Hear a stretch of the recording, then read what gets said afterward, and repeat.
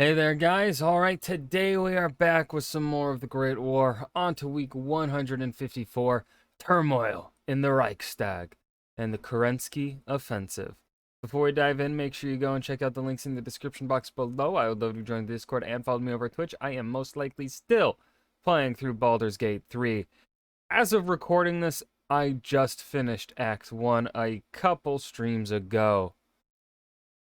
It took us like 40 hours or something like that.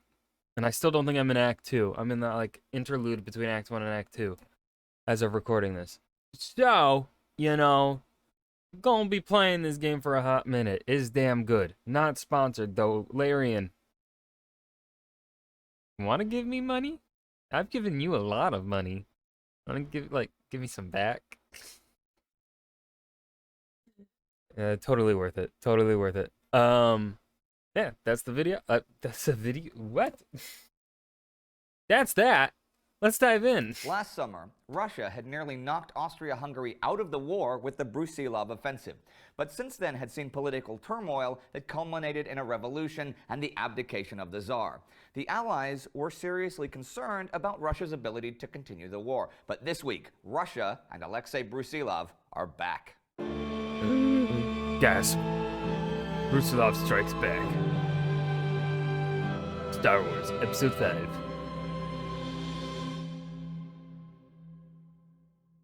I'm Indy Nidell. Welcome to the Great War.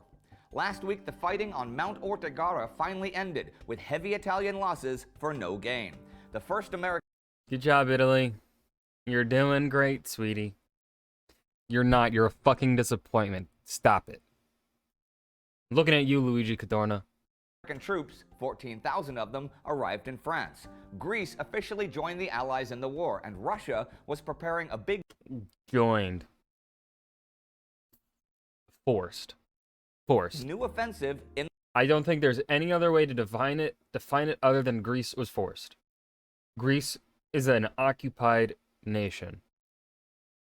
Has been occupied since 1914, 1915 by the Allies, by the Entente. No, in the southeast, and that offensive kicked off this week.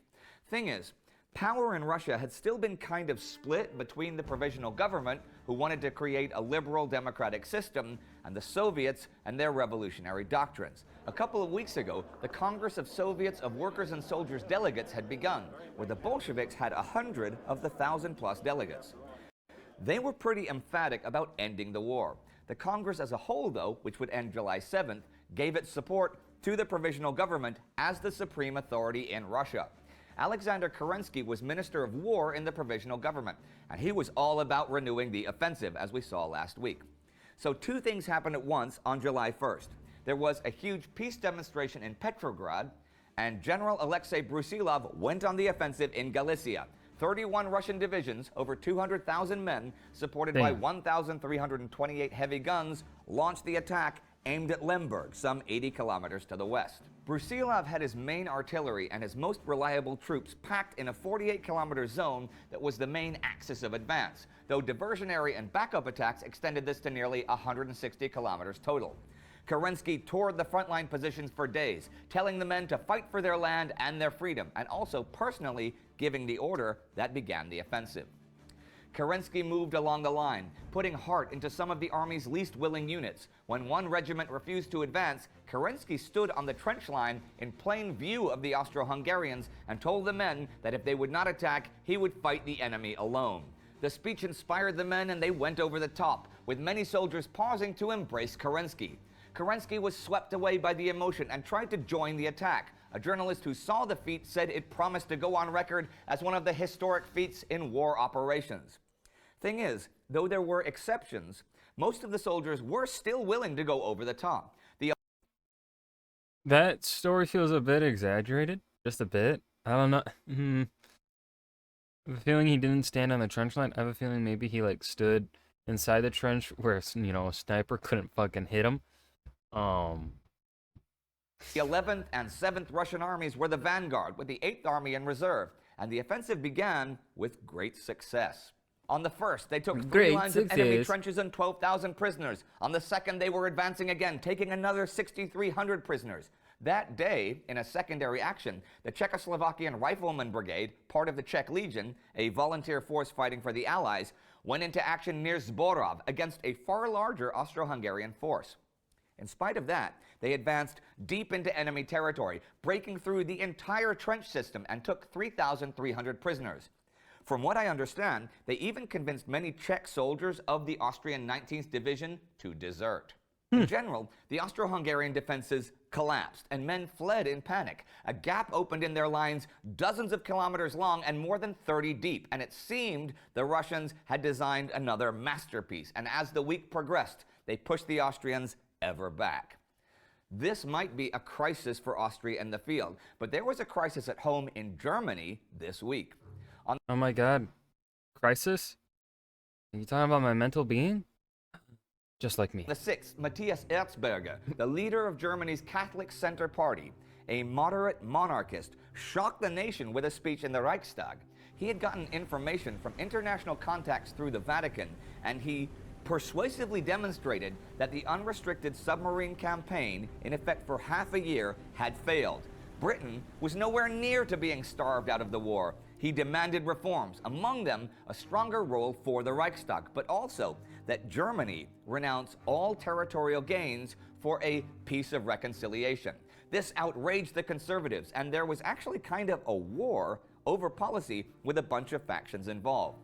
Those in favor of annexations of conquered territory vehemently attacked Chancellor Theobald von Bethmann-Hollweg. The Chancellor was supposed to be in control, but since in Germany, the government leaders didn't have their own power base since they weren't chosen by the legislature, the long war had taken control from the Chancellor's hands, and the system had broken down.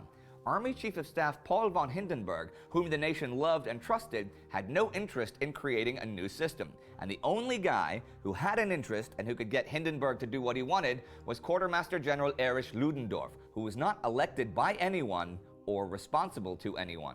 In fact, the Kaiser hated him, but by this time, Germany was, in many ways, a military dictatorship run by Ludendorff. Here's how that worked in action. On July 12th, so next week, a telegram from Army headquarters announced the resignations of both Hindenburg and Ludendorff. The reason given was that it was impossible to work with Bethmann-Hollweg. Now, this is just plain blackmail. Either he goes or we do, right? Funny enough, if this had happened in, say, France or Britain, any general behaving like this would have had his resignation accepted, I'm pretty sure. But what could the Kaiser do? He was furious, but he had to give in. Bethmann-Hollweg resigned. Now, this was never going to come at a good time, but this was specifically bad because Monsignor Eugenio Pacelli, the future Pope Pius XII, had recently called on Bethmann-Hollweg with an offer from the current Pope Benedict XV to try to mediate an end to the war. Now, you might think, well, that sort of thing hasn't come to anything yet, why would it now? Well, Pacelli figured the first step was for Berlin to specify its intentions with regards to Belgium.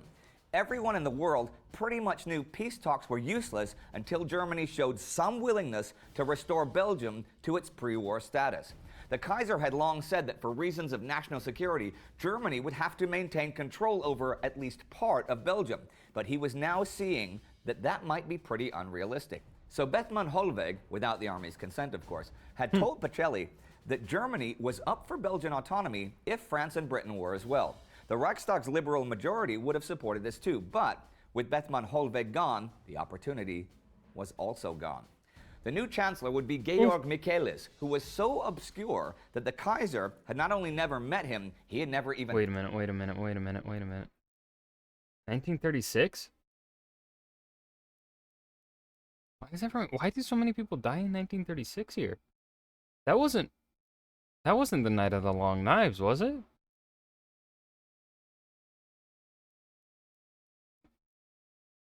No, because he lived to be pretty old. 1857 to 1936. He had to have just died of natural causes. When was the Night of the Long Knives? I always forget. Am I remembering the name, like the nickname for that? When Hitler just started murdering a bunch of people, like political opponents, in one single night? That was like Night of the Long Knives, right?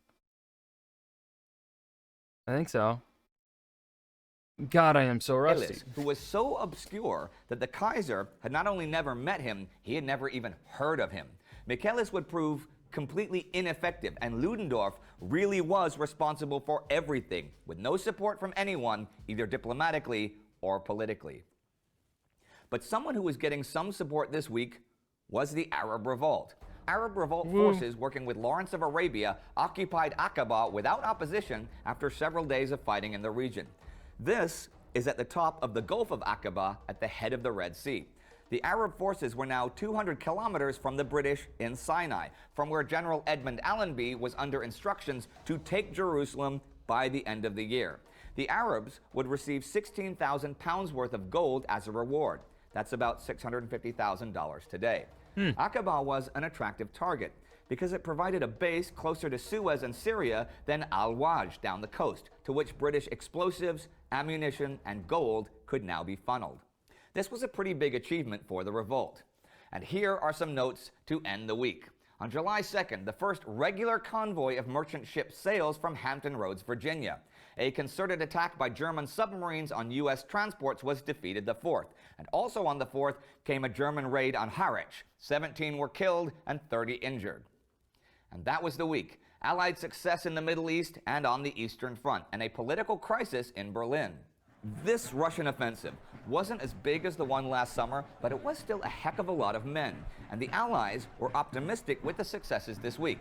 I don't want to rain on anyone's parade, but remember, the huge success of last summer's offensive came at a price. Some 2 million casualties all told, with perhaps as many as 1 million dead. Could Russia afford another success like that? Could anyone? I mean, they've got the people. Do they have the political support? That is the question. And that was Turmoil in the Reichstag, the Kerensky offensive, the Great War, week 154. This was a decent week. I'm curious, like, it's really, this series, I've said this before, but I'm really starting to feel like we're seeing, this is the point of Germany really can't win anymore. I'm curious to see how that could possibly change once the October Revolution kicks off. I'm curious to see, like, maybe new concerns amongst the Allies when the Russians sign the separate peace and things like that, how Germany does. But, you know, by that point, Germany has one more year left in the war. We know that through, well, it happened over 100 years ago, so we know when the war ends. So I'm curious how legitimate that fear could have was back then when Russia fell, because you hear it. I've heard like, you know, a lot of people, like, I think that do what ifs and stuff like that. They either say Germany wins the war in like 1914, 1915 by taking Paris, by having not getting stopped or whatever, or they have Germany fucking winning after Russia gets bowed out here in like 1917. And then they somehow have a glorious offensive in 1918 and win or whatever. So I'm curious how legitimate that a fear of German victory was after the Russians' defeat or surrender or truce. A lot of words filling up space. I hope you guys enjoyed. Remember to hit that like button and subscribe for more, and I will see you guys in the next video. Peace.